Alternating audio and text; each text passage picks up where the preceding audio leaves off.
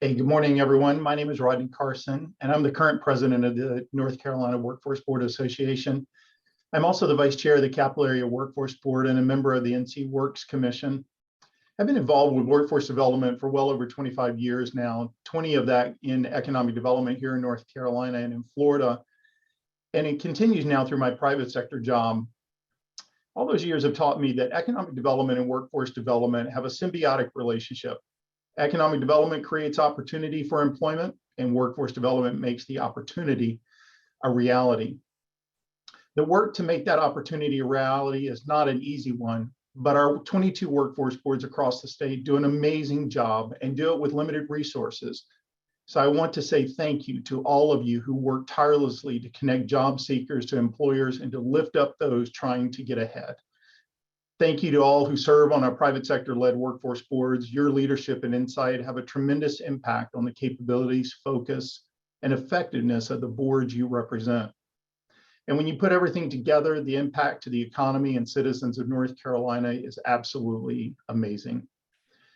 For those unfamiliar with the association, let me give you a quick synopsis of who we are.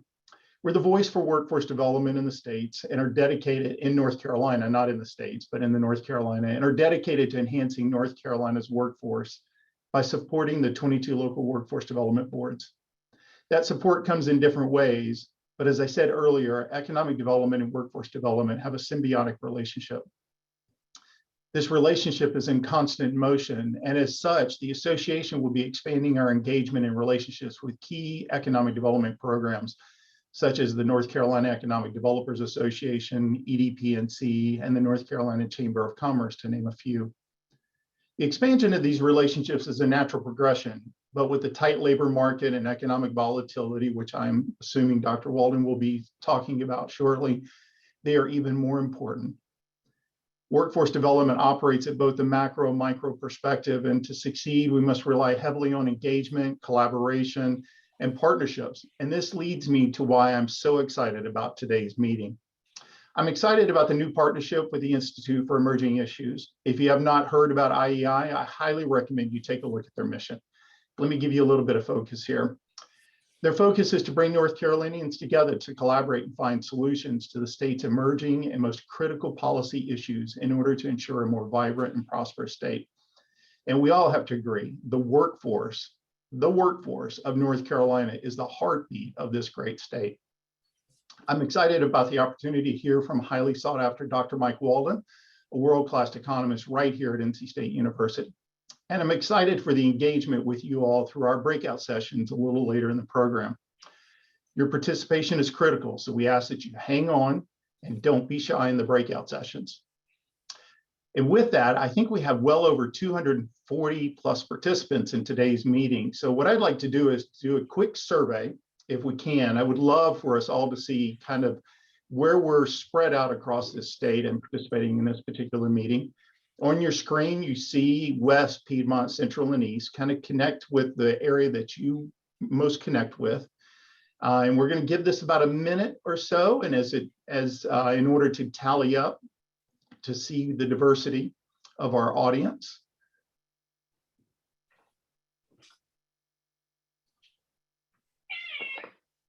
I was told to fill the silence while this is going on, but I don't want you all to see me sing or dance. I think you all would end up leaving today's meeting if that was the particular case.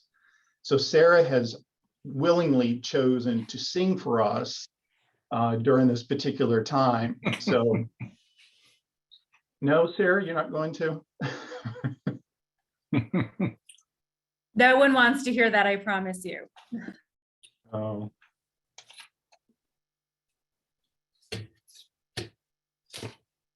Give this just a few more minutes to see what the results end up coming up to be.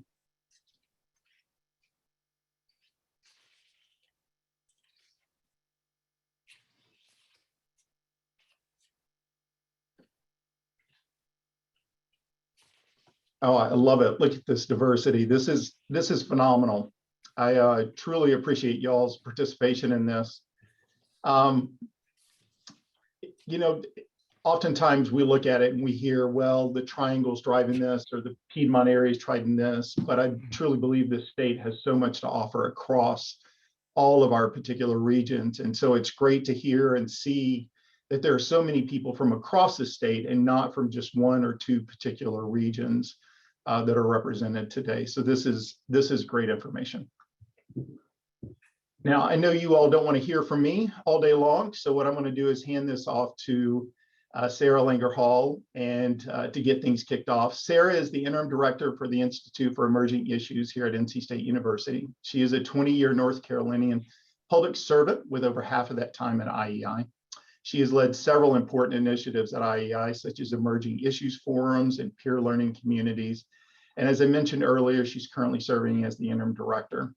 Sarah, we are so pleased to be co-hosting today's meeting with you and your team. So I'm going to hand it off to you and step out of the way. Thanks. Wonderful. Well, thank you so much, Rodney. Thank you, Stephanie Dees, for inviting this partnership.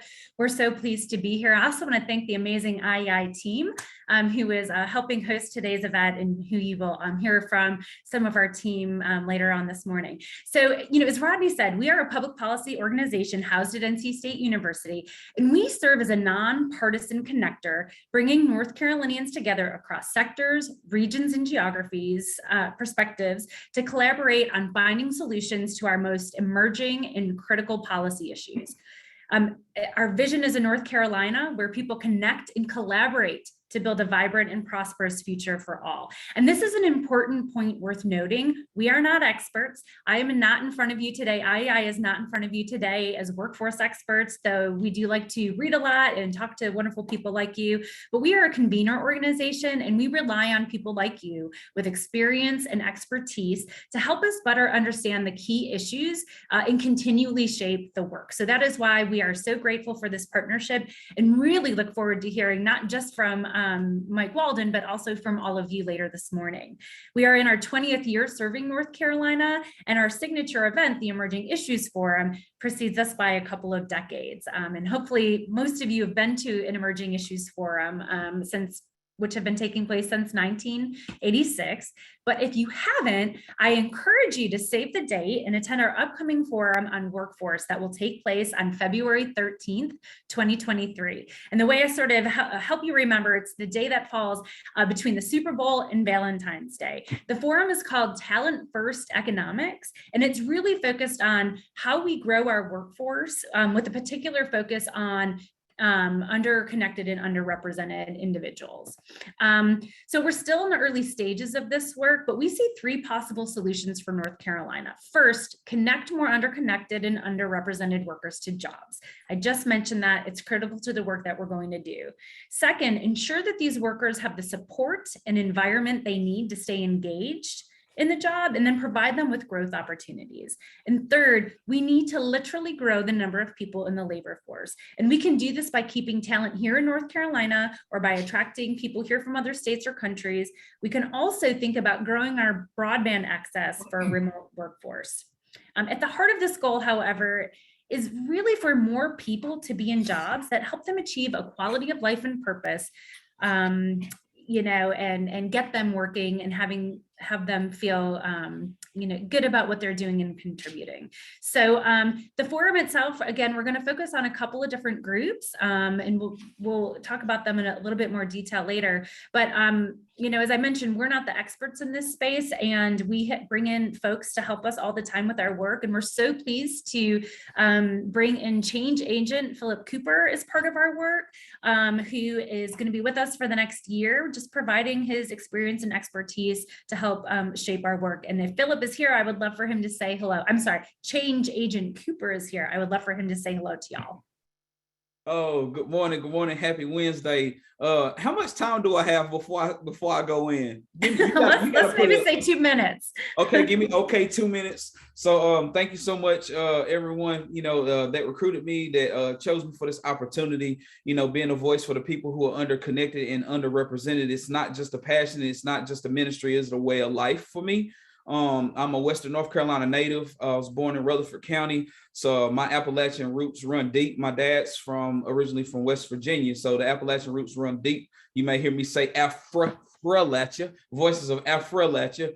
But being a voice for the underconnected folks, the passion really came from my own lived experience as a service recipient and a service provider. Wanted to make sure these non-degree credentials and these short-term trainings that lead to upward mobility are getting to all populations, and the information just hasn't gotten to certain communities. So I'm very grateful and optimistic about innovating ways to get the message out about what you can get at the community college in less than 6 months and make more than someone who has a 4-year degree. Wow. A lot of people just don't know about these things. And so we are looking at innovative ways to recruit and retain these employees. We're looking at addressing the inequities. We're looking at culturally sensitive and responsive mentorship, cultural specific mentorship, meaning like you might get a young Black man that came from the hood to come into advanced manufacturing, but understanding that he might need to have someone that looks like him checking on him on the regular throughout the week. That's just an example of some of the things we're looking at doing, that untapped population, the people formerly incarcerated, justice involved, how to go about supporting them, how to go about recruiting them, how to go about making sure that they're at a certain stage of change. There's so many ways that we can do these things across the state. It's being done in Western North Carolina. You best believe it. You can follow me on social media. I can introduce you to people in real life, however you want to do it. But Institute for Emerging Issues, I believe this is going to be a place for me to ramp up what I've done here in Western North Carolina, from, inclusive hiring partnerships to inspire recovery careers. We can do this thing in other areas, not just in Western North Carolina. And I'm here for the ride. Power to the people. Thank you, Philip. It's been so great working with you so far, but I just wish you had more passion and energy, So I mentioned some of the groups that we are looking to explore more deeply over the course of the next year. One of those being justice involved. We're also looking at transitioning military and spouses, opportunity youth. Those are those that are between the age of 16 and 24 that are not working and also not in school. Families with young children, I know a little bit about that. I've got a now 3 and 4-year-old at home. Those with disabilities or who identify, who are neurodiverse, and then of course, rural workers. So we hope that you will stay tuned and follow our work, and I'll share more at closing how you can engage. So now I want to quickly take you through the agenda. I'm really excited that we're about to hear a presentation from Mike Walden. We're going to leave ample time for Q&A. And so if you've got questions, you hear something that Mike says, please put your questions in the chat. We're going to be mining the chat for our moderator, Stephanie D. Slater this morning. And then we want to hear from you. So everyone in the room is going to have the chance to select a breakout session or focus group that they're interested in, hearing more and sharing more about. And you'll get a list of those 8 different breakout sessions after the Q&A. But we hope you'll stay for the end. We've also got a couple of exciting announcements from our team at IEI about a new North Carolina Workforce Development Academy. And so we've just got a lot of exciting news. We hope you'll stay with us. Before we move on, I do have a question for all of you that I do want you to post in the chat. And that is, share one thing that keeps you up at night when it comes to workforce development. There's probably a lot of things. You just have to pick one. But go ahead and share in the chat at least one thing that keeps you up at night.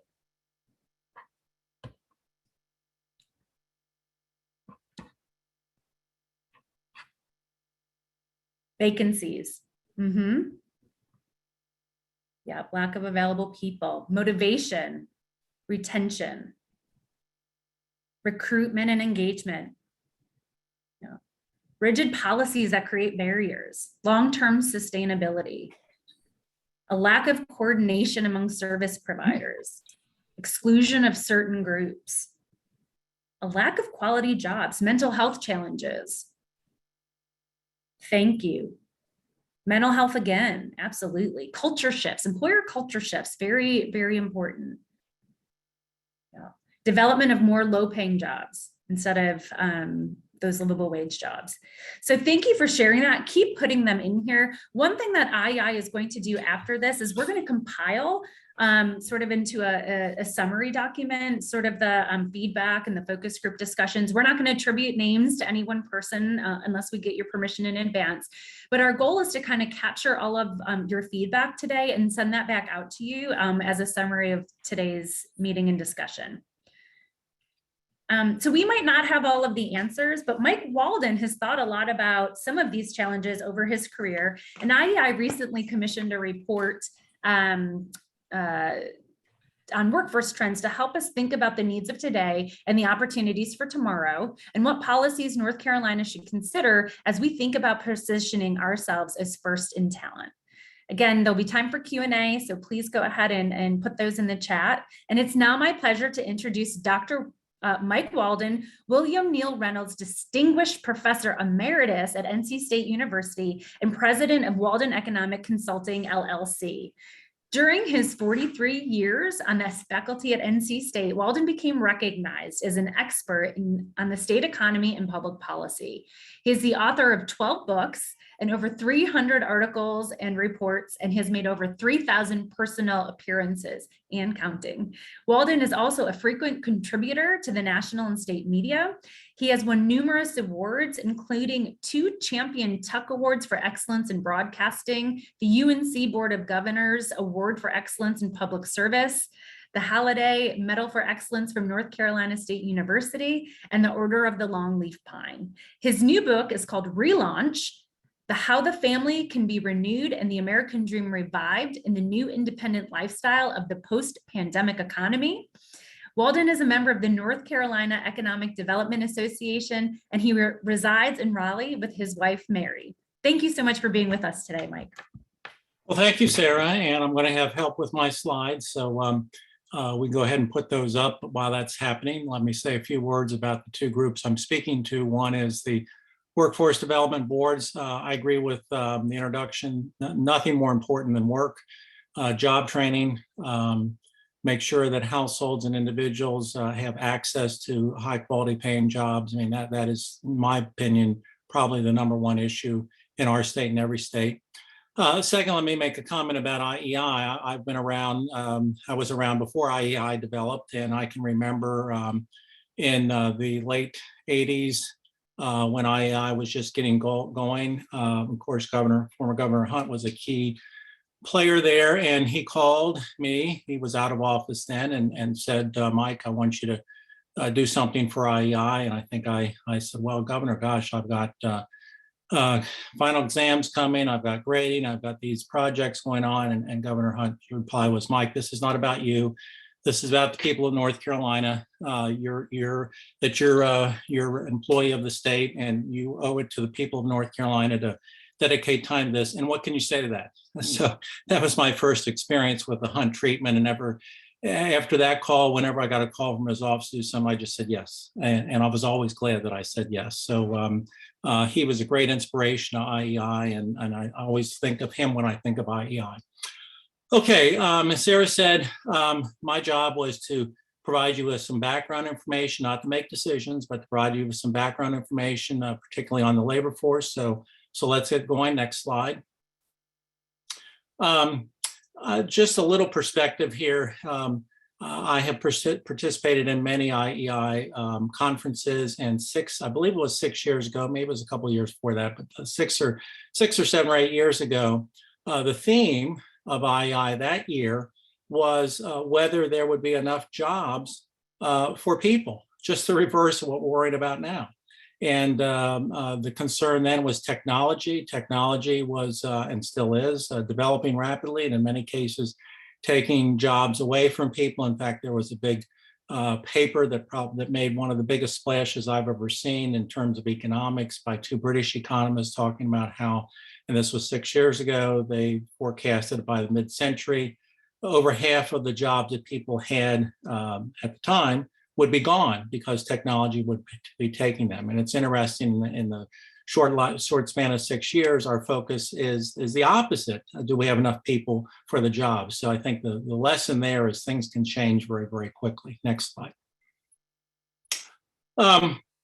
Number of factors we're worrying about, again, not enough people for jobs. There's many factors behind this that I go into depth in the paper, and Sarah, I suspect you can make my paper available to all the workforce board people.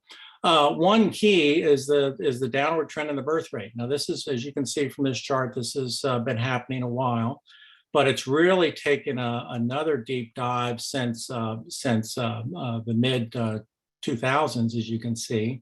We're not unique here. We're the red line. You can see the US is going down. And indeed, if you look worldwide, the birth rate is going down. And so we're not generating new people at the same rate that we were. In fact, we're down, we're below replacement rate. And really, of course, we have a big issue with immigration, particularly at the southern border. But if you think about immigration as being a conduit to bringing more workers in, that may very well be key in the future. Next slide. We've also had, particularly during the pandemic, a reduction in the labor force participation rate. Now, what is that, first of all? Labor force participation rate is the calculation made by the federal government, uses rules they developed in the 1930s. They make a calculation for the country as well as every state, comes out monthly, along with the unemployment rate. And indeed, I have been looking when the unemployment, when the labor report comes out every month from North Carolina. This is actually the data point I look at first before I even look at the unemployment rate. You can see that we have had since 2000 a declining labor force participation rate. If I went back further, you would see that that's actually a reversal of what had been happening since really the post-World War II era, when the labor force participation rate was going up, primarily because women were moving into the paid labor force. But since 2000, it's gone in the opposite direction. But we really had a plunge. If you look to the far right of that slide, we really had a plunge during the pandemic, as you might expect, because during the pandemic, we had many industries, many sectors were shut down. Even if your job was available, maybe you were afraid to go into that job. So we had a plunge. You can see a big plunge in the labor force participation rate. Now, it made a sharp comeback, as you can also see, but we're not back to where we were pre-pandemic. And for example, in North Carolina, if we were back to where we were pre-pandemic, we'd have somewhere between 50 and 75,000 more workers working at jobs. So this has been an issue. Just if you want my analysis here, I think that this is a short-term issue. I do think probably the labor force participation rate will continue. It's actually been, you can't tell from this slide, but it's actually been edging up. But obviously, this has put another laser focus on the labor market and whether we have people trained in the right skills and talents for the jobs that are emerging. Next slide.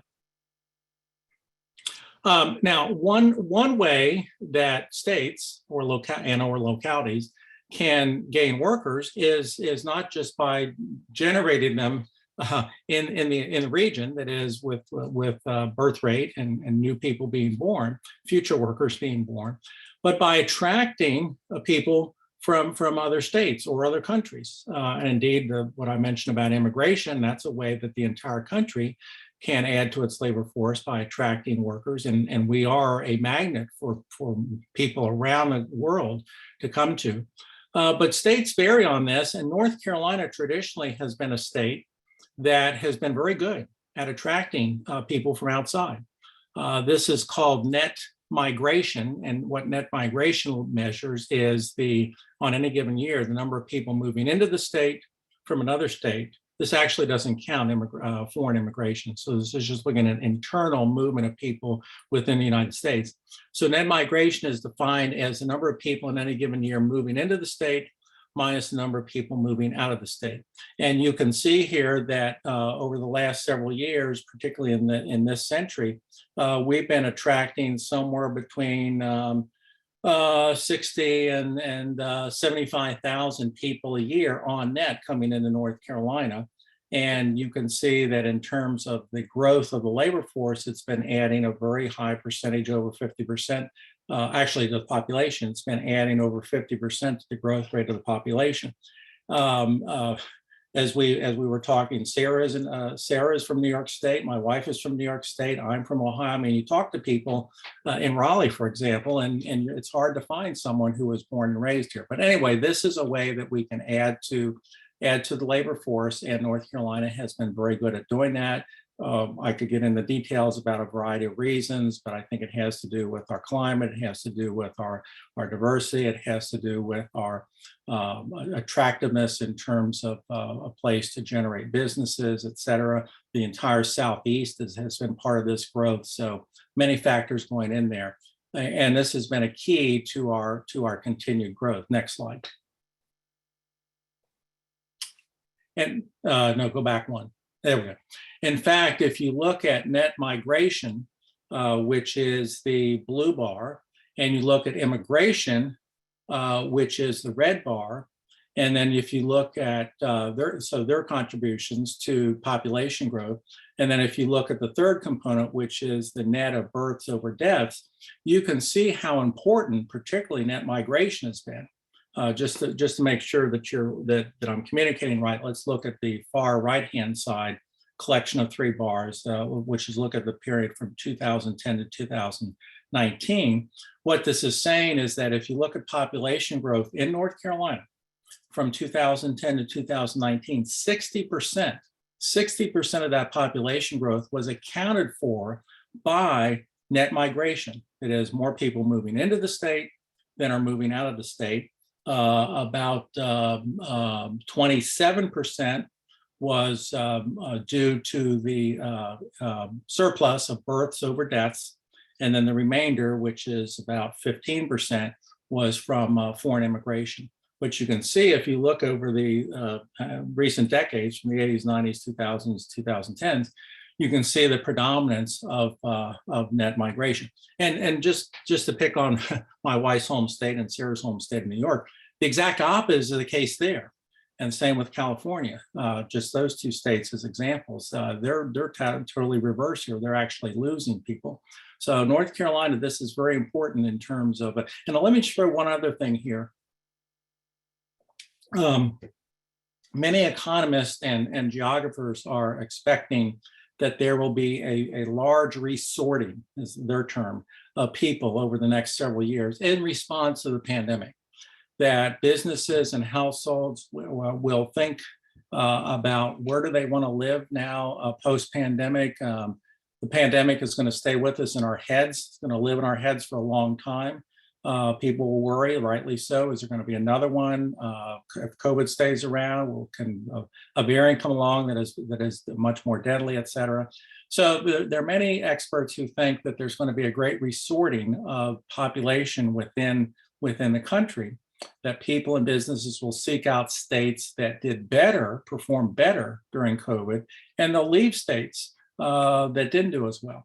Well, if you look, for example, at a recent report that came out from the National Bureau of Economic Research, now that's not a national agency, that is actually a think tank, a private think tank. It's been around for 100 years.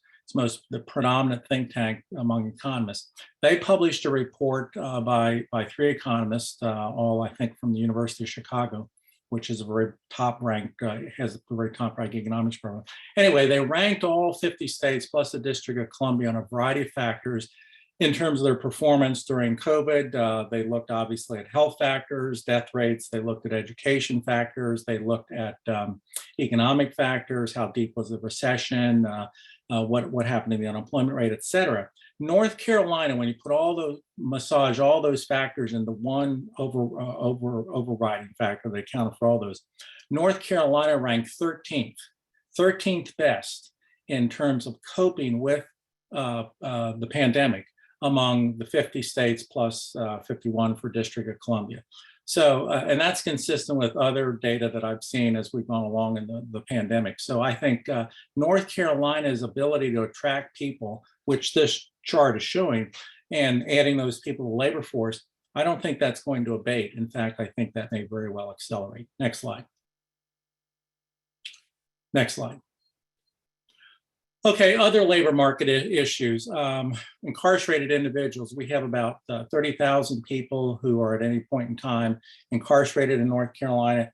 We have an estimate of 500,000, that is 500,000 people who are not incarcerated, who have been incarcerated. Those folks oftentimes have difficulty getting jobs. I think they're one of those groups that perhaps IEI and you are going to focus on. So that's an issue. Individuals with addictions, obviously, if you're addicted to drugs, for example, that impairs your ability to work. I don't have good numbers on that, on the how many there, but we know there are people there. And then thirdly, not necessarily to put the retirees in with the other two categories, but since I'm now a retiree, but we have a growing retirement population.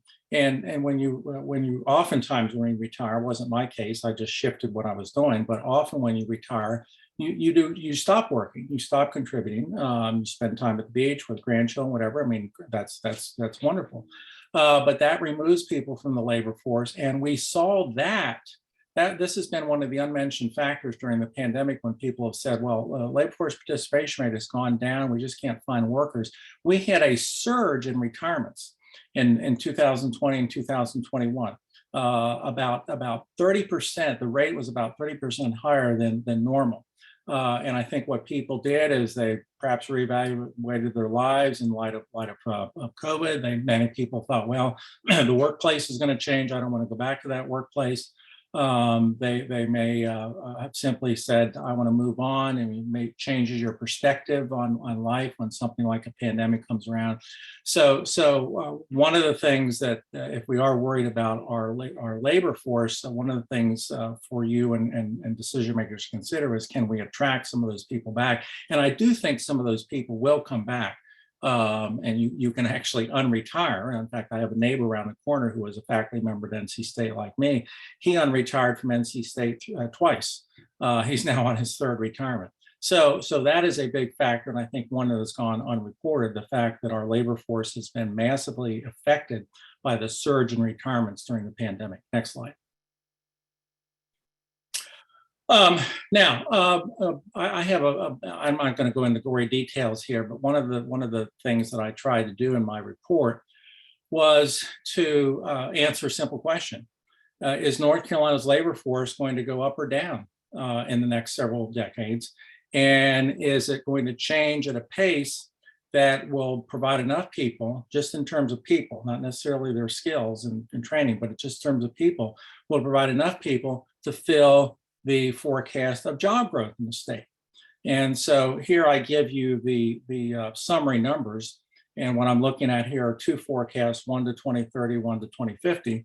Now the population numbers are from the state demographer. We have a state demographer who puts out, who's among other things, whose job is to put out numbers for the state, as well as for all the counties and municipalities on population forecasts. And he does this every February. So these are fresh numbers. Right now, we're about 10 million people and change.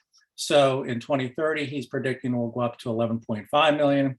And by 2050, he's predicting we'll go up to 13.8 million. So obviously, we're predicted to be a state that's going to continue to add a population. Now, in terms of to go from population to labor force, you have to look at the age distribution of the population forecast. And then very importantly, you have to make some assumptions or use forecasts that are assumptions about what the labor force participation rate will be for each of those age groups. Labor force participation varies dramatically by age group. So I used the state demographer's forecast for population. He also does the breakdown by age. So I had two of those things done for me by the state demographer, and then I applied forecasts. Now these are forecasts, forecasts may be wrong, but I applied forecast on labor force participation by each of the age groups from the US Bureau of Labor Statistics. They make forecasts here. And when I did that, did all the calculations, you can see that I'm looking for a continued increase. I think right now we're around 4.5, somewhere between 4.5 and 5 million labor force. So we're expected to go up to 5.8 by 2030, 7 by 2050. So that actually, if you look at the fourth line, that actually creates a surplus of workers over jobs of 12% in 2030 and 10% in 2050. Now, there's always going to be slack in the labor force that people are between jobs, people have dropped out of the labor force in order to get more training, et cetera. And that average is about 7% in any given year. So that cuts down the surplus quite a bit, as you can see in 2030, if my numbers are correct, 5% slack, that is 5% excess of labor force over jobs, and 3% in 2050. And I think those are low enough to worry about because there are a lot of assumptions in these numbers. So even though this looks good, even though you might say, oh, well, we don't have to worry about not having enough people for the jobs. Those are low enough that I think this is still an issue to follow in North Carolina. Next slide. Now, there are two reservations to these numbers. One is you can have regional differences, and we do. In fact, in the report, I got a lot of details in the report that I don't have time to go through here. In the report, I look at region by region in North Carolina. What are the forecasts for jobs compared to labor force? And as you might expect, in some of the fast growing metropolitan areas, we're in one here in Raleigh, the Triangle, obviously Charlotte's another. Those would be our two, what I call racehorse regions in terms of growth. Yes, it's going to be tougher to fill jobs there than it will be in, let's say, the northeast part of our state, or the foothills part of our state, et cetera. And I do this region by region. So that's one concern here, that, yeah, the overall numbers might look good for the state, but when you break it down by region, clearly we've got some regions where the labor force is going to be tighter, if not lacking. We're going to have other regions where there's going to be surplus. And then the second reservation here is the calculations did not take into account, well, what's going to be the training and what are going to be the skills of those workers. And it may be that we have enough people for the jobs, but they don't have the right training and the right skills. So those are two things to keep in mind. Next slide. And indeed, on that latter point, and this actually is very consistent with what was discussed 6 years ago at the IEI conference, when the concern was, are we going to have too many people for jobs? But one thing that is consistent between then and now is we still think, we being economists and others who look at this stuff, we still think there's going to be a dramatic change and what economists call disruption of jobs over the next several decades. The labor market is changing. It always changes. It's not new. But I think you can make the argument that the labor market is changing faster due to the fact that technology is developing so rapid. Just think what's happened in the last year. We now have the emergence of what? The metaverse, the virtual world. In fact, I laughed when I read this. I forget where I read it, that one of the fast food chains, I forget who it was, in the last year, they have spent more money advertising in the metaverse, the virtual universe, than they have outside of that. Amazing. Never would have thought that would happen. Now, what this slide shows you is the estimated probability that the workers in these particular occupations will be replaced by automation and technology over the coming decades. And you can obviously read that. Actually, I prefer you read this in the report because it's clearer. But for example, the first line there, food prep workers. This report, and this is actually from, I think I forget who this is from. This is an international group that put together these numbers. I have it cited in the report. But what this is saying is 61%, there's a 61% probability, I should say, that a worker in food prep today will not have that job. The job won't exist. As opposed to if you go down to the lowest one there, teaching professionals, teachers, only 28%. So you can clearly see there are a lot of occupations here where there's more than half. The probability is more than half. Now let's go to the next slide. I think I do this in a slightly different way. Here I'm looking at occupations, and I'm looking at the percent of jobs in a particular occupation that are either expanding or where it's contracting. And so what the numbers here, let's look at, for example, the top line, which is healthcare practitioners. 6% of the jobs in the country in 2019 were in healthcare practicing, whereas in 2050, it's expected to be almost 14%. And then if you go down in contrast to the first line under contracting occupations, and for some reason I couldn't get the entire slide, or I made a mistake when I was put it on. So there are more occupations in the contracting category. Again, go to the report.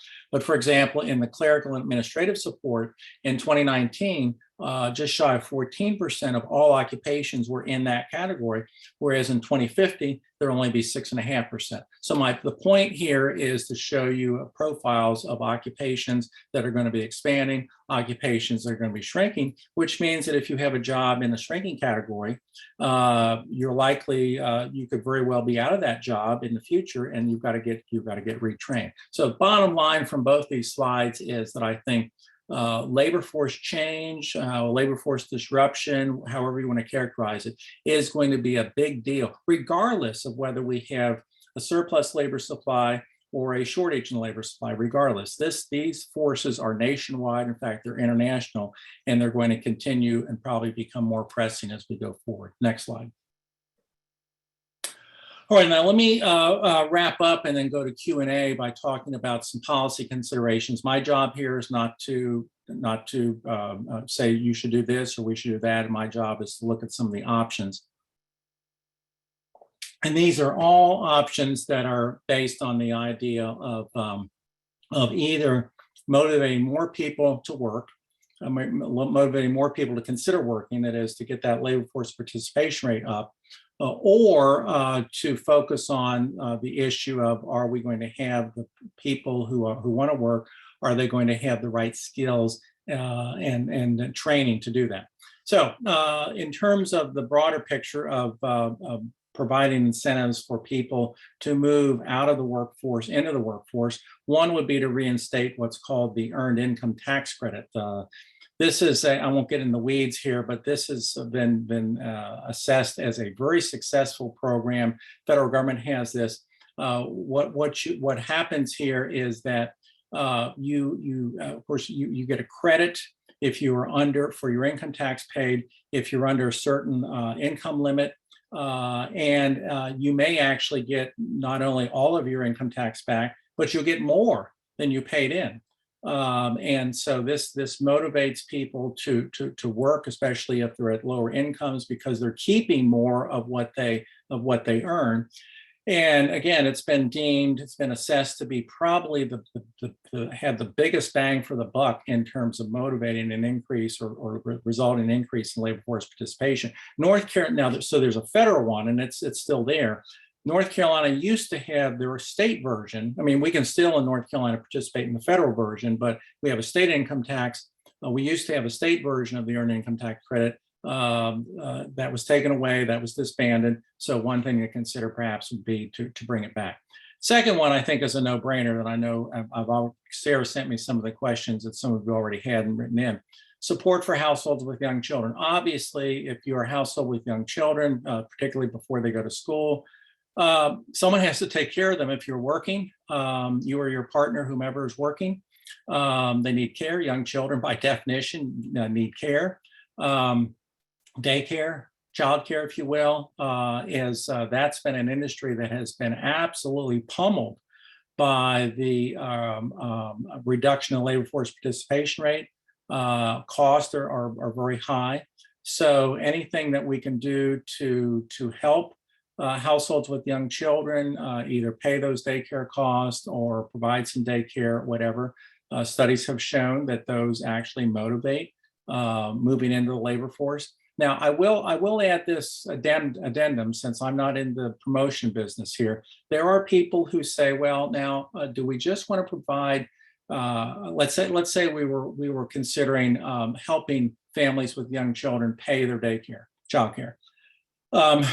And we know that would motivate. I mean, the results are in. They're very strong results that would motivate a significant percentage of individuals with young children who weren't in the labor force. If they got help with child care expenses, they would move in the labor force. Now, the one thing to consider, though, is that something we want to do public policy-wise, because that obviously is saying, if you want to stay home with your young children and you don't pay daycare, you're not going to get any money out of this program. And is that tipping the scales toward very, very difficult decision, I would say, parents to decide when they have children and young, do they want to be the ones to spend time with them, or do they want someone who they're paying? So not making any judgments here, but I just think that's a factor to consider. And one way to deal with that is if you have a program that's focused on young children, just like the program that the Biden administration had for a while last year in 2021. You just make it available to all families with young children. It's not conditional on whether they send the children to childcare or not. So anyway, there's some real deep thought to be given there.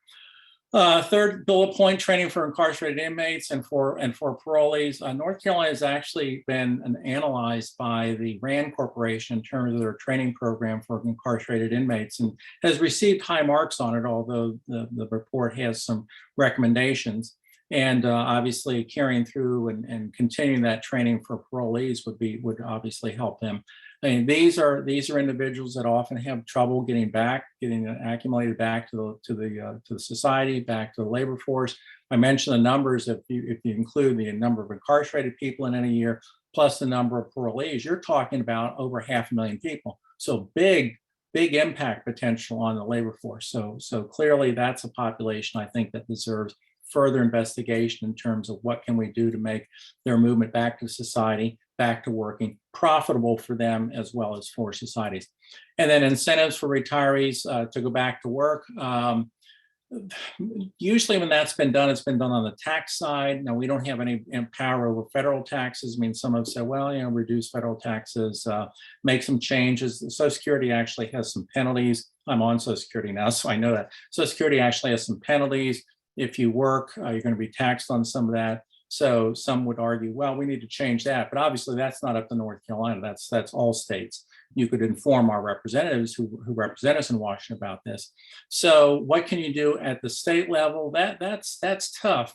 What I have seen, the idea that I've seen that perhaps gives that has most merit would be to focus on retirees who are state retirees, and maybe give them some kind of incentive through the retirement pay to, it's already not taxed, for example, where state retirement pay is not taxed by the state, but perhaps to give them some other kind of incentives to go back to work. So that's a tougher situation to address, because I think the real motivation would come from the federal level.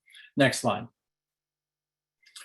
Continuing go back one. Here we go. Continuing policy recommendations. Support for relocating displaced workers. If you are a worker and you lose your job and you're in a particular county, I don't want to name counties because I don't want to give any negative image. If you're in a county A and you lose your job, and county A is a county where the job market is not very good, but the jobs are piping hot in county B, sometimes it's hard for, you might think, well, that worker's just going to get up and move. Not always the case. Not always the case. It's expensive to move. So one thing to do would be for the state to look at having some kind of a fund. It's probably going to be income tied to help people who are in counties where jobs are being lost, but there are jobs being gained in another county, help them make that move. Initiatives for matching open jobs, unemployed workers. We have a lot of information collected by the state government. A lot of you probably collect that same information. You make it known in terms of here are the jobs that are available. We might want to think about going the next step, and I don't mean getting into private information, but actually if we have data at the state level where we know there are open jobs for certain skills, and we know over here we've got people who are unemployed, maybe they have the kind of job, the skills, maybe being more active in trying to manage and trying to match that. And again, not trying to get into the privacy things, but that's just in terms of seeing at the state with its gigantic labor base on a lot of these labor market characteristics can help with the matching. Thirdly, and our new friend Ramsey, I think was his name, that spoke very passionately, expanded worker training and retraining. This I think is if I had to pick one of these four, this is the one I'd focus on. Let's say you have a worker who's displaced, loses his or her job. There are no opportunities in the county, but there are opportunities elsewhere, but they need different kind of training. We can't, and that worker, let's say, is in his or her mid-30s, family, children. they don't have time to spend 4 years in college. They maybe don't even have time to spend 2 years to get a community college degree. They need training that is quick, that is specific, that is focused, and we have the resources to do it. We have fabulous, I am a big, even though I spent my 43-year career at a 4-year college, 4-year university, NC State, I am a big fan of our community college system. I do a lot of talks with them, a lot of interaction with them. They are really at ground level because they keep in contact with jobs in our communities. I think we need to think more about different forms of worker training that are, as I said, fast, focused, and productive. And then lastly here, and this is something I think we all realized post-pandemic, we need to have reliable, universal, high-speed internet everywhere. The internet now, if we didn't know it before the pandemic, we know it now. The internet is like electricity was 100 years ago. I can remember talking to my late grandmother, who on my father's side, they were farmers in Southwest Ohio. And so they were out in the rural area. They were one of the last to get electricity. And I forget what year it is. She told me they got electricity, but she said the day the lights went on, changed her life, changed her family's life, really changed specifically women, because they were engaged all that hard work of bringing water in from the well to do laundry, to cook with, ice boxes. I mean, women in the pre-electricity just had it really tough. Anyway, I think we now realize we need reliable high-speed internet. There are now federal monies that are coming through, that will be coming through from the infrastructure plan that was passed in Congress. General Assembly's passed some, but don't forget that we have some two of the richest men in the world, Musk and Bezos, are looking at this in a different way. They're looking at providing internet signals from the sky. And this is not like and I won't name the name of the company, if any of you are now get internet from satellites, those satellites are 25,000 miles up in the air. The satellites that Bezos and Musk, particularly Musk, are talking about are 600 miles in the sky. So their quality is much better. And I would go out on a limb to predict that that's actually the way we're going to solve this. It's not going to be laying cable or stringing cable on telephone lines. It's going to be that we're going to get internet service from the sky.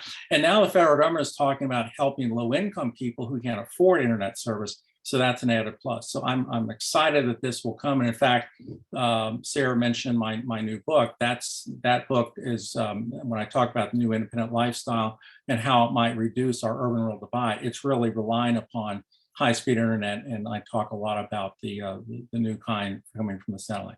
Right, I think I have one more slide. Okay, so concluding points, 21st century has been one of very rapid change. The academic, what do I mean by that? The pandemic, pandemic has likely accelerated that change. Many new industries and jobs are unpredictable, but we know there's going to be change. This implies there's going to be significant labor market, what economists call disruption. That means creation of jobs. We're going to have jobs for people, but they're going to be different jobs. We do think, my calculations, if I'm anywhere near target, North Carolina's labor market will expand. It looks like we're going to have enough people to take the jobs that we'll have. But we're going to need to work on making sure that people fill jobs in the area, the locations of the state where the jobs are available, and fill those jobs with the needed skills. And I think that's going to be the big challenge. So let me stop, Sarah, and I think you wanted me out the door by around 11. So I got some time for Q&A. Yeah, and I'm actually going to turn it over to Stephanie. Mike, I just put the link to your new book in the chat for just those who are thank you. interested. But Stephanie will take it away. Yes, thank you. Hello, good morning, everyone. I'm Stephanie Deese, the Executive Director for the North Carolina Association of Workforce Development Boards. And like Sarah and Rodney, I'd like to also extend a welcome to all of you for joining us today. Thanks, Dr. Walden, so much for your comments and remarks. You give us a lot to think about as we're developing and preparing our plans for the future workforce needs. And Mike, I also agree with your statement in the report that we aren't helpless in dealing with the future. And now would be the time to have our plans and policies in place that can facilitate the transformations once they are here.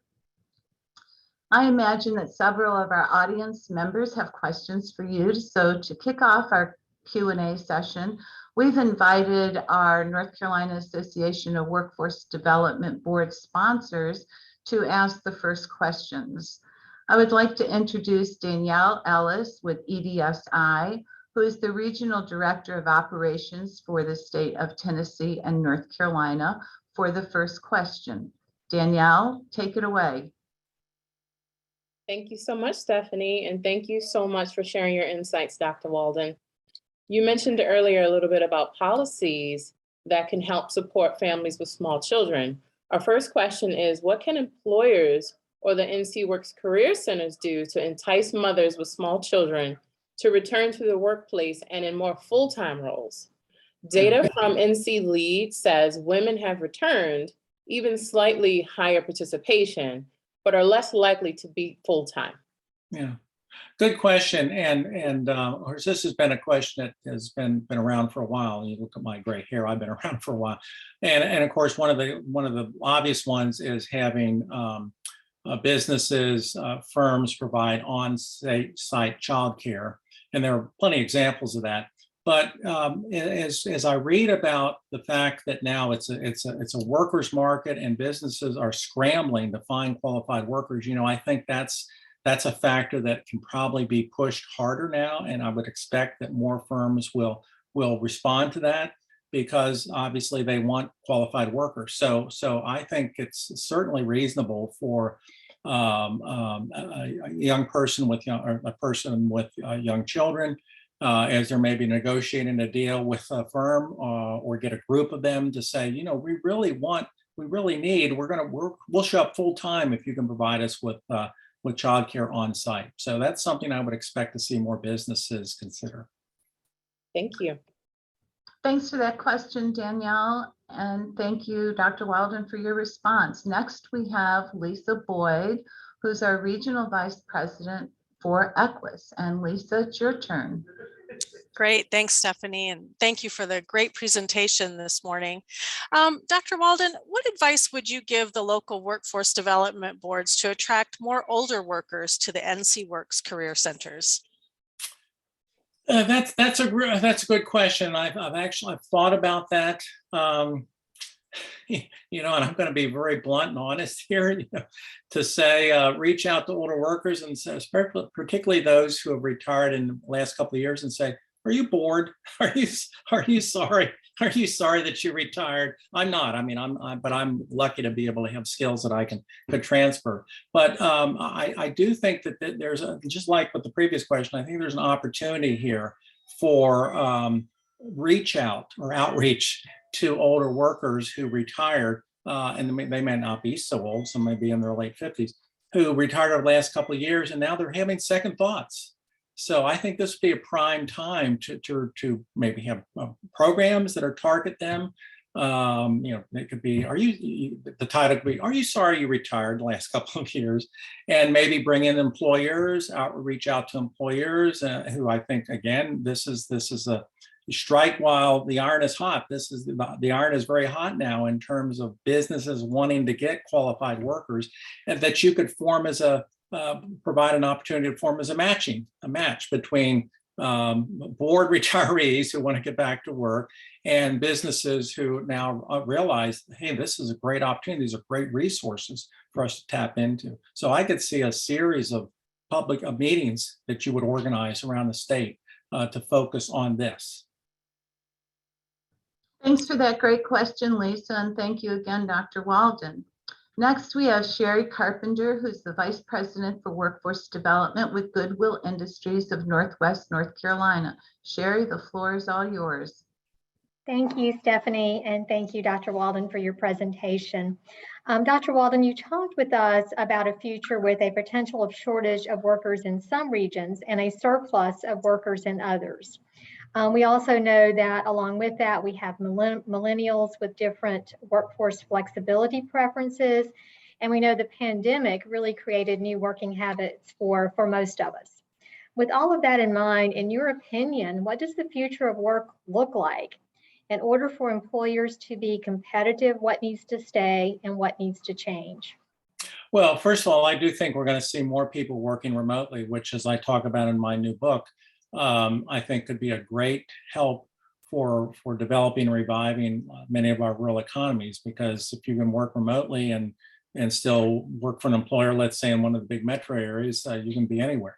So I think that's a big change. The experts think, do you realize we were up to 60% of people working remotely at the height of the pandemic, and it was only 8% pre-pandemic. Most experts think we're going to settle around 25 to 30%. That's still obviously much triple what we were pre-pandemic. So I think remote work is something that's here to stay. And you read various comments about this. There are some businesses who are ready to apply that. There are others who they're battling with their employees. So I think that's one thing. And I do think the employee is going to win. I think more companies are going to be very conducive to offering remote work.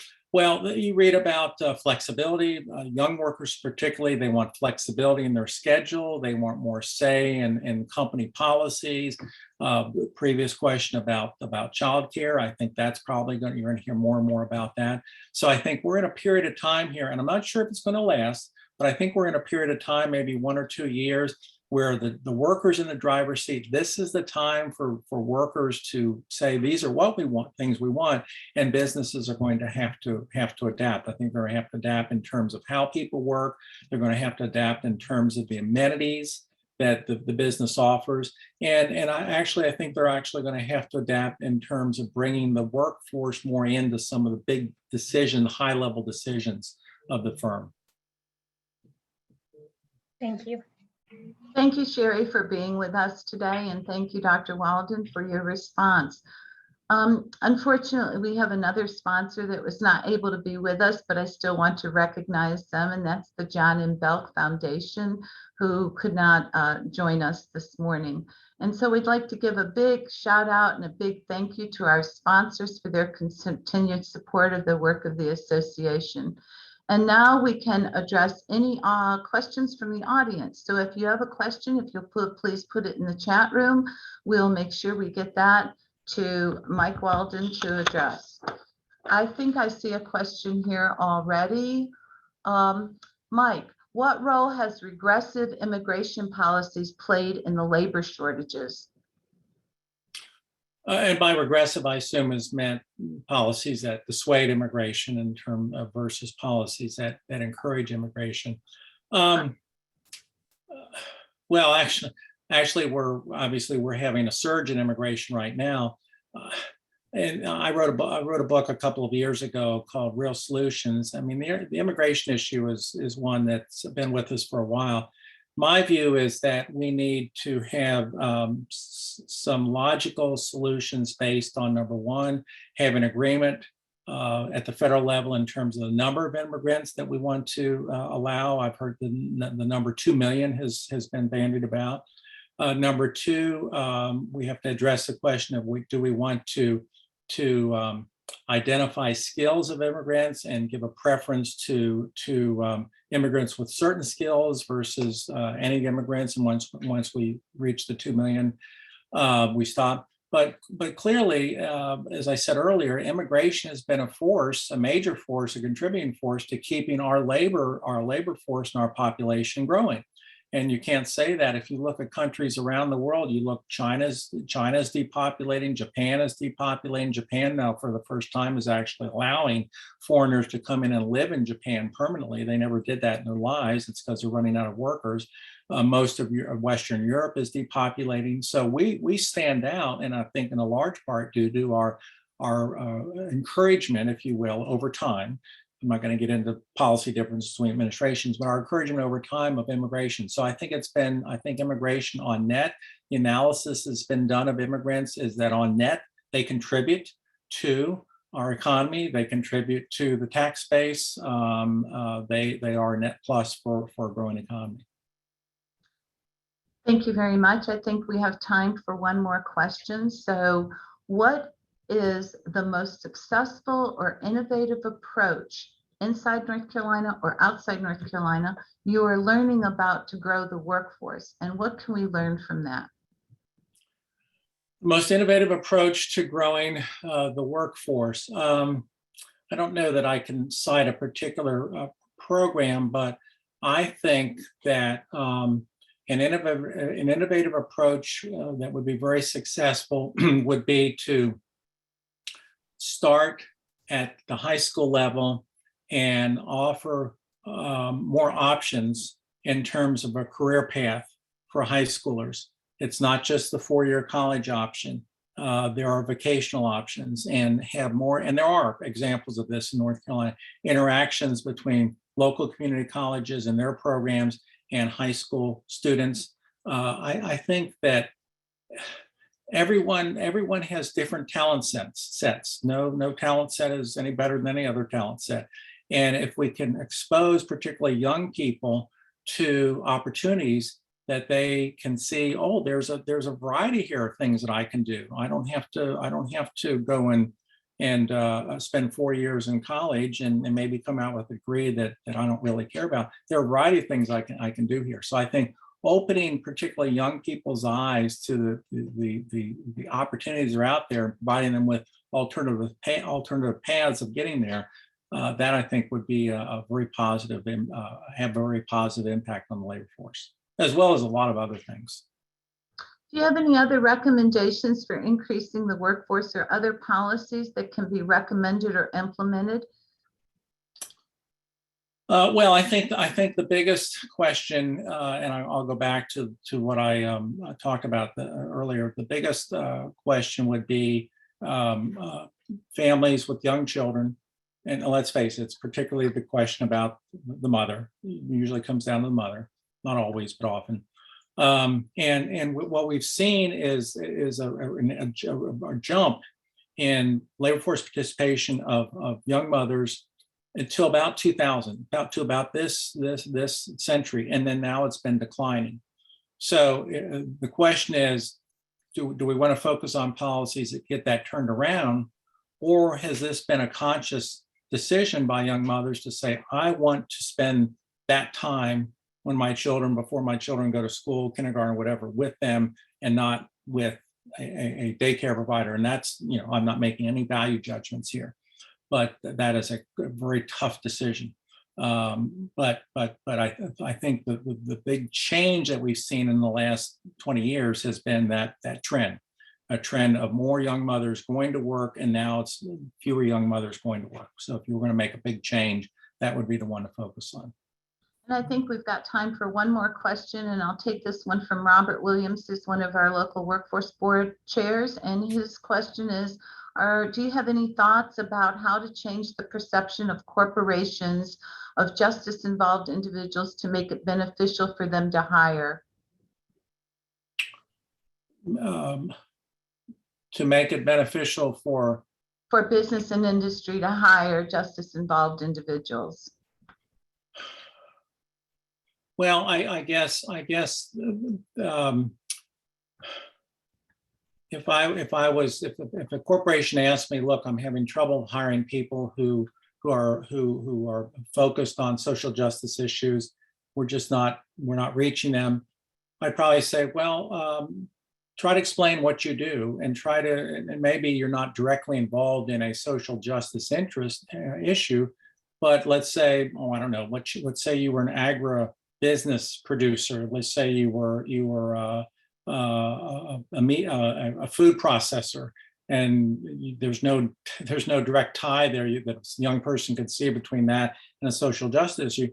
I would say, well, communicate that, look, eating is a necessity of life, and we are a business that focuses on providing ample supplies of food at prices people can afford. That's our contribution to social justice. So maybe, I guess what I'm getting at is expand the definition of social justice and get people who have that as a big part of their lives to understand that social justice issues are much broader than maybe what some see. Very good. Thank you so much. And now I think I would like to turn the program back over to Sarah. Thank you, Stephanie. And thank you so much, Mike, for presenting the pleasure. data. Thank you. Wonderful. So as I mentioned earlier today, we are now going to turn the conversation over to you as experts in your community to help IEI learn more about this issue. We're going to spend the rest of our time focusing on the people in your region that struggle the most to connect to jobs or stay retained in those positions, and some of the issues you as workforce development board professionals are experiencing. We're going to head into some small group discussions for about 20 minutes and then come together for a larger group discussion before we prepare to close out for the day with some exciting news you won't want to miss about North Carolina's new Workforce Development Academy. In just a moment, you'll get a pop-up on your screen inviting you to one of 8 breakout sessions. You can sort of read these right here. Promising practices in recruitment, both personal or in-person and virtual. Promising practices to support rural workers. Promising practices for wraparound services such as childcare, transportation, etc. Engaging the justice-involved population, engaging military, transitioning military and their families, engaging opportunity youth, as I mentioned, those that are between 16 and 24 years of age who are not in school or work, re-engaging mothers who have left the workforce as a result of COVID, and suggestions for dealing with staff burnout, which I know is something that might feel very real in your community right now. When you get to your breakout sessions, we're going to have you work on 2 questions, and there'll be a staff person in each of your sessions, but it'll be very lightly facilitated. We hope you all will drive the conversation. But the 2 questions are, what are the challenges your regions face when it comes to your particular group or issue? And what are some promising practices your region is involved in or are aware of that others should know about? When you get to your breakout room, introduce yourself and your work board region, and then discuss those following questions. If you have a shy group, we'll say whoever lives the farthest west goes first. So we'll go ahead and post those questions in the chat, and we'll come back together in about 20 minutes to hear what came out of those discussions. So we'll go ahead and open up those breakout rooms right now and select the one you're most interested in attending.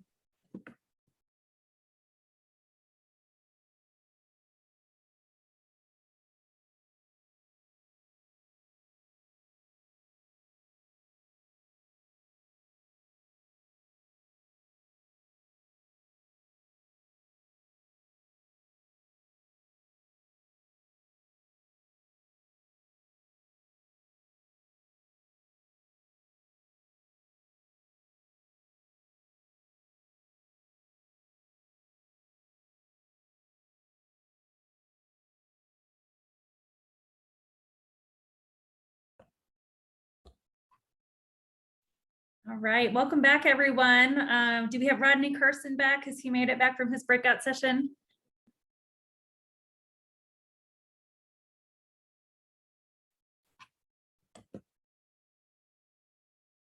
Rodney, are you with us? Oh, great. All right, well, now it's my pleasure. Thank you all so much. It's now my pleasure to turn it back over to Rodney Carson, who's going to help do a large group report out. Perfect. Thank you, Sarah. Appreciate it. I hope everybody was able to participate in one of the breakout sessions. I took a look around at the number of people in each of the rooms, and it looked like a good number of folks that spread out amongst all of the different breakout sessions.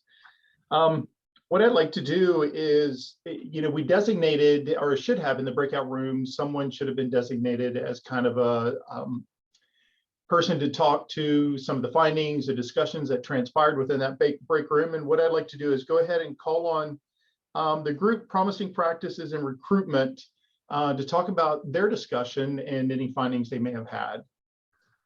Thanks, Rodney. Yes, I was in the group on promising practices for recruitment, and there are some really great comments that I want to share. For state government, one of the responses was, it's very difficult to recruit jobs in state government, that there's too many layers of screening. And then there's a lot of salary issues because private business is paying so much more. And when you're trying to get those individuals with really good, solid, clear skills, it's very difficult to transition them into state government, and just too much. We also heard from the health system in Western Mayheck in Western North Carolina that, position titles don't always make sense. And so they're going through a review process of their jobs and redoing their job descriptions and making people they're more engaged in organizational awareness. And they're looking at increasing their wages and doing some wage analysis. And one of our promising practices that we heard, I'm really excited about, but this is with Hal Mutzel at the Cartar Workforce Board, and they're creating a council of business people and police and sheriff and county and city commissioners through their local workforce board. That would be a council to work with justice-involved individuals and to figure out within their community how to remove some of those barriers that are impeding them from getting career jobs. So that's sort of a very quick summary, but we had lots of conversation in our group. Stephanie, Thank you, very Rodney. much. How about promising practices to support rural workers? Hi, everyone. My name is Bruce McDonald. Our group talked kind of around a couple different issues. The first was issues around housing and housing costs and affordable housing, as well as what quality housing looks like for the workforce in rural areas as being one of the challenging concerns, and that what housing means and affordable housing means can vary in significant ways for different members of the community. So it's important to kind of choose the wording around how we're going to have that conversation also carefully. The second kind of big concern that was coming up were issues around transportation. More rural communities don't necessarily have large transportation networks. Many are even lucky if they have one Uber driver who's ever available in the community. So, how we can think about moving people around in order to be able to access employment opportunities is always a concern and a challenge. And then the final was access to internet concerns. Not just being able to have high-speed internet to all houses, but then how do we provide the training and education knowledge for those within the community on how to use and take advantage of the high-speed opportunities that the internet would be able to provide back to them. Perfect, Bruce. Thank you so much. Greatly appreciate it. Engaging the justice-involved population. Yeah, we had a wonderful discussion. The number one issue that folks brought up was employer perception, that we can do a lot of services in order to help justice-involved folks, but if employers don't get involved or don't take a chance, then we're dead on arrival. Along with that, it's not just getting folks employed, but having higher paying jobs to start with. And it was brought up a few times that when folks leave incarceration, that there's multiple restitution and child support payments, and you can't afford to both live and pay those back, especially with lower paying jobs available. Also having social services not have all the resources needed. So there might be support in prisons and justice institutions in order to get folks the help they need, but social services not having it all in the same place or even available. And also that there's employment and parole barriers when you leave. So much so that goes into some of the best practices. We talked about the technology barrier, that folks not having access, especially in the pandemic, to figuring out how to apply for jobs and get some of those skills. There's a great group called Persevere Now in Tennessee that runs tech training boot camps for justice-involved folks. That's also being piloted in Asheville. There's an organization in Pennsylvania that's helping consolidate child support for incarcerated folks. And we heard about a wonderful simulation hosted recently by the Interfaith Women's Ministry that helps folks understand how hard it is to re-enter society, to find a high-paying job, and all of the employment and parole barriers you actually have to go through to keep that job and to remain outside. Thanks, y'all. Wow. Hallie, thank you so much for that. Engaging transitioning military and their families. And that would be me. So we had a very nice conversation, and it was very much an elite force of two gentlemen that were working with, one in the Asheville and one in the Charlotte area. And the key things that we really kind of were talking about was transferring from the military into the private sector working. One of the barriers they're running into is focusing on the resumes, maybe some of the language differences. And one of the difficulties is just asking for help. As they said, these are big burly guys sometimes, and asking for help. So I think that's one of the things that I take away from that.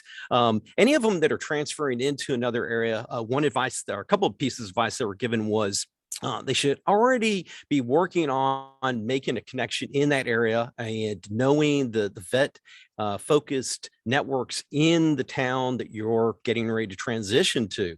And there are recruiters out there that can work with them, that work with the Patriots, and just kind of working with I guess planning in advance, coming out of that environment and going into the private sector.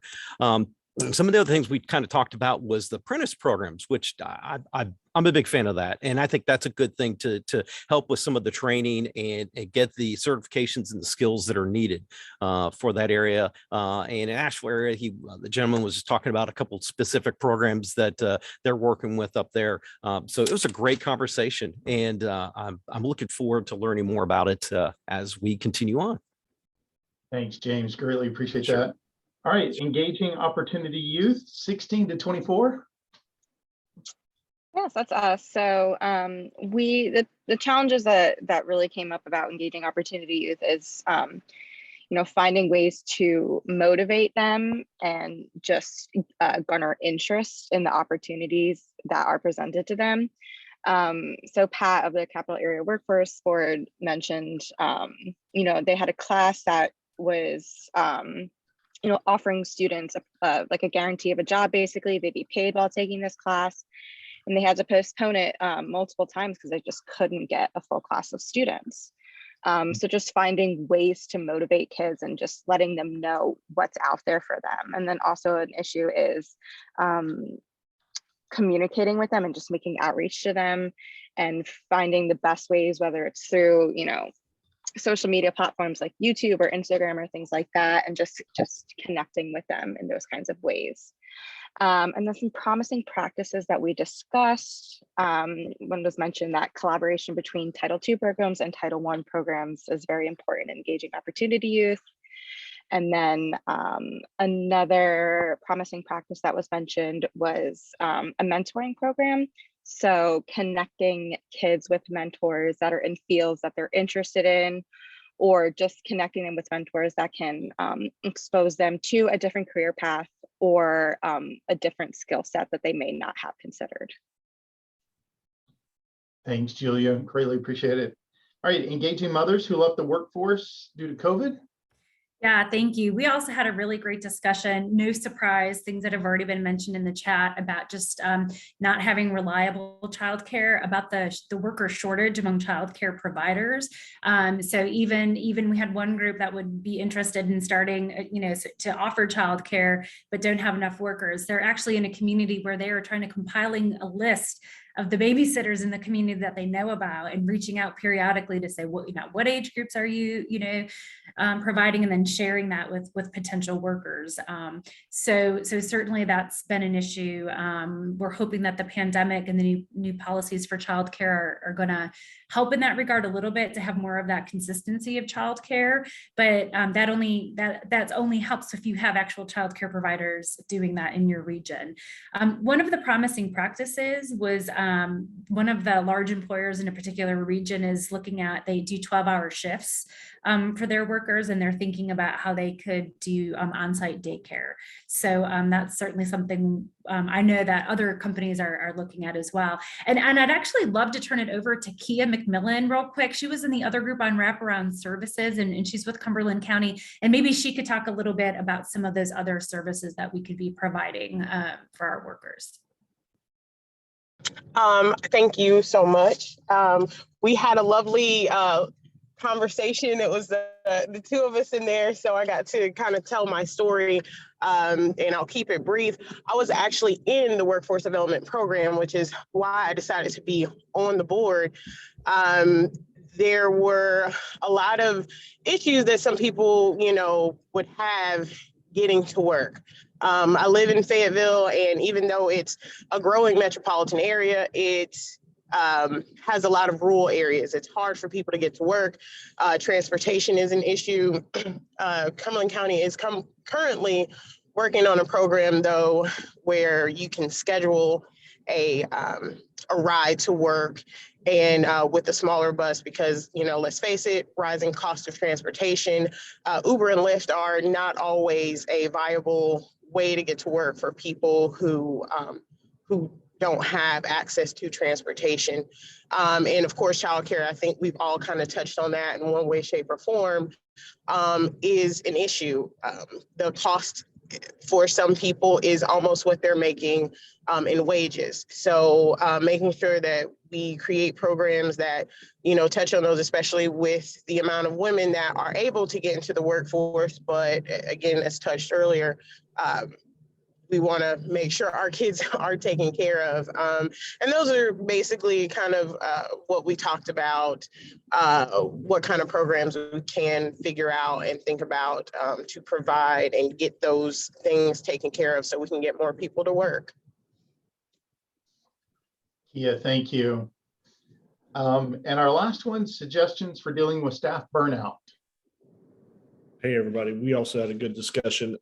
In terms of the challenges, I'm just briefly on that, is obviously staffing reductions, particularly during the pandemic, giving reduced capacity and increased workloads for people, and the customer expectations that things should still happen the way they used to. And that there's a challenge also between leadership and management and employees. Both leadership and management need to take care of themselves and also provide space to support and care for their employees, and trying to find the time to do that and creative ways to do that. Some promising best practices, I would simply say that for the folks that were engaged in this small group, they were really interested in learning from one another. And I think that there's maybe a really amazing opportunity to inventory the different things people are already doing and simply try to figure out ways we can share that. So one thing is connections between workforce development boards in their region and healthcare collaboratives that are actually happening in the regions, and actually learning from those relationships. Utilizing state employee assistance programs like Lunch and Learns on particular topics has been helpful. Offering mental health first aid, both train the trainer as well as people taking that themselves. Creating a space for healthy conversations and resources for folks who are experiencing grief, loss, and change in general. Innovations around childcare, looking at 4-day work weeks, actually creating safe spaces for employees to actually just vent. Deliberate intentional conversations around team boundaries and accountability. And also looking at things like wellness programs, getting outside, getting away from the office, actually getting personal about the life that affects work, and actually supporting each other in those work-life connections.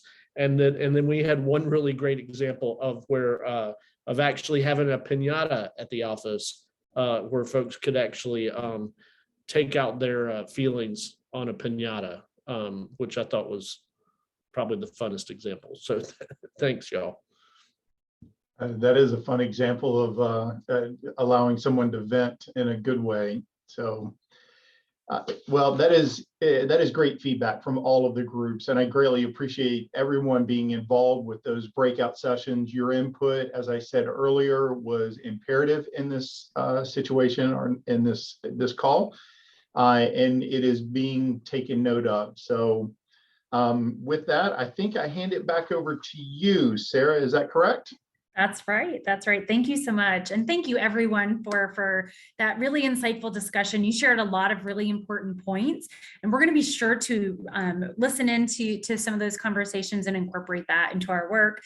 And again, we'll be providing you with sort of an overview, high-level summary of what was discussed in all of the breakouts. In our final moments, I want to highlight a couple of great opportunities to plug into our work. Joining us today is IEI Assistant Director, Dr. Pat Cronin, an Associate Professor of Public Budgeting and Finance in the Department of Public Administration at NC State, Dr. Bruce McDonald, who you just heard from a moment ago. Pat, can you share a little bit about what you have coming up?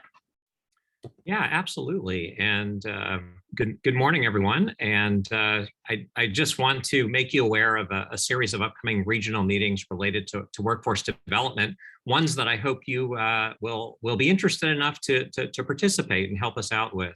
As many of you know, this past February, so last February's Emerging Issues Forum focused on workforce development, specifically our state's goal of 2 million North Carolinians with a high quality credential or post-secondary degree by 2030. We, as you would expect, we partnered closely with My Future NC, the organization charged with monitoring our state's progress on that goal and helping to catalyze action to help us to reach it. And I noticed earlier in this meeting that Cecilia Holden, the head of My Future NC, was with us. Don't know if she's still there, but if so, shout out to Cecilia. Obviously, a single statewide conversation about a goal that is fundamentally attached to education means that this message has to come down to the local level.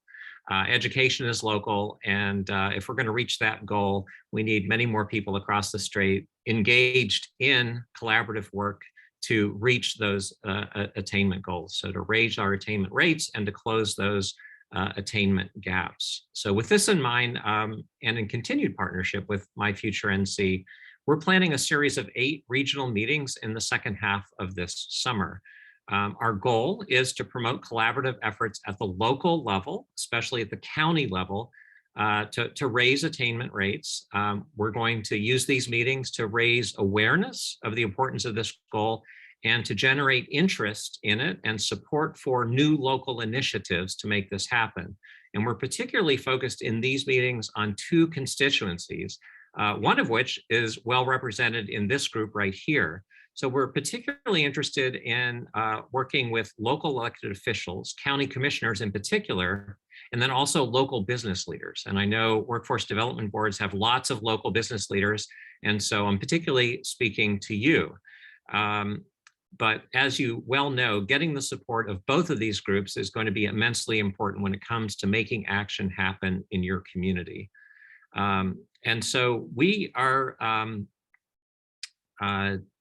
going to have short focus meetings. They're going to be about 2 hours from start to finish, in which we will invite these key constituencies to come to examine the latest statewide, regional, and county level data on educational attainment, to break into county level conversations to identify potential areas where focused action might be warranted. And then consider an offer from My Future NC. They have staff that are available to come into your county and help you have follow-on conversations about what you all might want to do when it comes to new initiatives to promote educational attainment. And what those initiatives might be is entirely up to you. But I keep going back to some of the things that kept you all up at night that you put in the chat box when this meeting began. You clearly have an interest in strengthening your workforce pipeline. I saw a reference to disconnects between K-12 and higher ed and industry, addressing underserved populations and creating opportunities for them. This is all great grist for what you might do in terms of a local initiative in your community. So let me just conclude by saying we would love to have the workforce development boards engaged in this work. We're already planning to invite the heads of each workforce development board along with the COG directors. But we would very much like you to get more deeply engaged in helping us to plan this work. So for instance, could we pick your brain about who might be best to invite in terms of county commissioners or business leaders? Maybe it's inviting you. I don't know. If you fall into one of those groups, are you interested in attending the meeting in your region? Might you be interested in helping us extend invitations to those you think should be in the room for this conversation? And even more mundane things, but important things like what's the best location to have a regional meeting in your area? Because location matters. Choose the wrong one and you won't get people from where you want. In any event, so I'm going to put my email address in chat. And if you're interested in having me follow up with you about what your workforce development board might do in terms of the meeting in your region, I'm happy to follow up and would love to pick your brain on those things that I just mentioned and probably a few other things as well. And oh, thank you. Somebody's put my email in chat. It's there, pcronin@ncsu.edu. So please just shoot me an email and happy to follow up with you. Thanks. Thank you so much, Pat. And just thank you again for all of the work you are doing, My Future NC and all of your partners. It's very exciting. Also very exciting is for me to introduce Dr. Bruce McDonald, who's going to tell you about something he's been working on for quite a while now. So Bruce. Sure. Thank you, Sarah. As Sarah said, my name is Bruce McDonald. I'm an associate professor here at NC State University. For the past few years, we've been working on the creation of a Workforce Development Academy, which is the North Carolina Workforce Development Academy. And it is being offered in partnership with the North Carolina Association of Workforce Development Boards, along with a few other organizations. The idea of the academy is really to bring people in from around the state who are interested in workforce, who are perhaps either in positions of leadership, getting ready to go into positions of leadership, and really wanting to help advance their community. And what we're doing is we're bringing them to NC State's campus for 9 days over the period of about 6 months, and kind of giving them a crash course on what it means to be a leader in workforce development and economic development. The goal is to kind of help create a little bit of synergy between that workforce development, that economic development, so that both sides can speak together and everybody can work for kind of how to raise up the communities that we serve. As I said, this has been kind of a long time coming, but I'm excited to say that we'll actually be welcoming our first class of cohort this coming fall. The formal announcement will come out in a couple of weeks, and we'll start accepting applications a little bit later in the summer. But it is a really exciting opportunity that we've been working on developing, of course, with the Workforce Development Board Association, but also with the National Association of Workforce Boards, NC Works, IAI, as well as a few others have been involved in coming up with what the curriculum is, how the program's going to work, and everything else. I think one of the most exciting things about the program itself is that once a student completes the program, they'll actually come off with a professional certification of a certified workforce developer. So it's a new certification process that will be recognized by the National Association of Workforce Boards as kind of the leading certification for being a leader within workforce development around the United States. Great, thank you, Bruce. And I'm sure there will be a lot more questions. When we're going to be putting together a recording and some notes in the summary from today. And when we send that out, we'll also be sure to include your new website with more information and when folks can begin to apply. The Institute for Emerging Issues is helping support this work. We don't bring any expertise necessarily to the project, but we are helping to support it. We are hoping to make it the key curriculum of our upcoming community cohort program. So again, more information in a couple of weeks, and we'll make sure everyone registered for this event gets that information. So thank you both to Pat and Bruce. Before you log off today, we're going to ask you all to take a few minutes to tell us about your experience today by completing a brief evaluation, which was just posted in the chat. It shouldn't take more than two or three minutes of your time, but it's really going to help IEI, but then also Stephanie and the Workforce Board know and understand what you appreciated and what we can do differently for the future. Last thing that I want to mention is that this summer we're launching a task force to examine recommendations for moving more people off the sidelines and into the workforce. These recommendations will be discussed, debated, and refined at the Emerging Issues Forum, which I also just mentioned earlier today is February 13th. So if you are interested in some of the groups I mentioned earlier, please do reach out to me because we'll be pulling that task force together later this summer and fall with, and I should say, because she's on the call, we're able to launch this work because of because of a grant from the US EDA that is allowing us to sort of launch some of the programmatic elements of this work. And we'll be back to provide an update on how things are going at your October meeting, Stephanie. So thank you so much. And thanks to Rodney. Rodney, I'm going to turn it over to you to close us out today.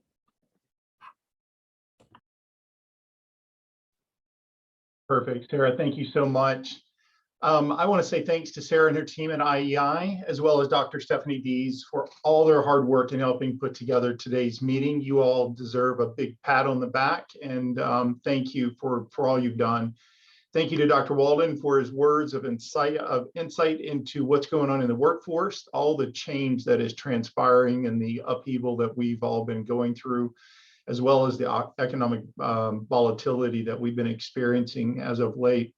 And I want to say a special thank you to the over 240 plus people who participated in today's meeting from across the state, not just from 1 or 2 regions. It was so imperative that we had you present and heard your voices today, because it's, as you've heard from Sarah and Dr. Cronin and others, it is your feedback is going to be the cornerstone for so much of what's being done in the area of workforce. I can tell you that, you know, my dad used to give me this statement when I was young, and I will admit I'm a slow learner. It took me until I was about 20, but he would tell me that, you know, Rodney, anything worthwhile building and that's going to last takes one stone on a flat surface that's solid, and you repeat the process over and over and over again, and you finally have a house that will be there forever. We are building that through these conversations, through this engagement. We understand that there are impediments, there are obstacles that we are facing, but how do we build a house, or how do we build steps to get over those obstacles? Getting around them is not the solution. Overcoming them is the solution to this. And we have to take these on head on, but understanding what they are is the first step in that particular process. So everybody, if you can continue your engagement in these workforce conversations, I ask that you be on the lookout in late July, early August for registration information on our October 12th in-person meeting in Greensboro as part of the NC Works Partnership Conference. And with that, I want to say thank you again for joining, and I wish you all a spectacular day.